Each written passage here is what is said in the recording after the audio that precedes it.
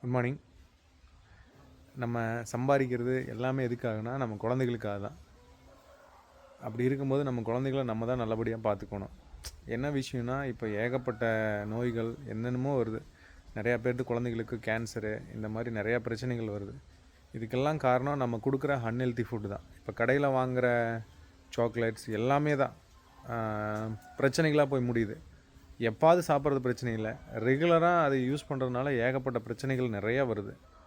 So நம்ம குழந்தைகள நம்ம தான் பார்த்துக்கணும். நம்ம ஏதாவது மாலுக்கு கூட்டிகிட்டு போகிறோம், கடைக்கு கூட்டிகிட்டு போனால் அது வேணும்னு அடம் பிடிப்பாங்க. நம்ம தான் அதைய மாற்றிக்கணும். ஏன்னா நம்ம வாழ்கிறதே நம்ம குழந்தைகளுக்காக தான்.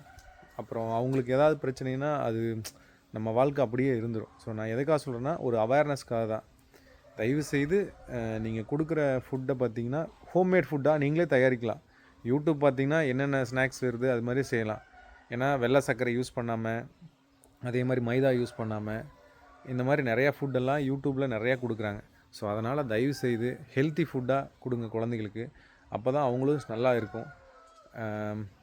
நல்லபடியாக குழந்தைகள் இருந்தால் நம்மளும் சந்தோஷமாக ரொம்ப நாள் இருக்கலாம்.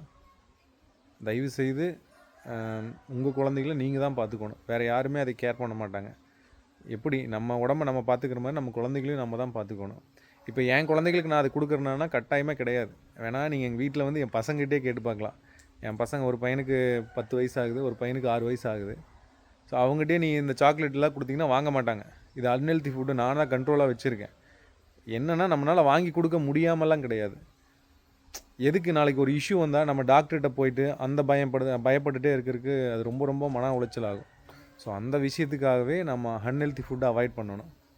Stay healthy, stay happy. பாய்.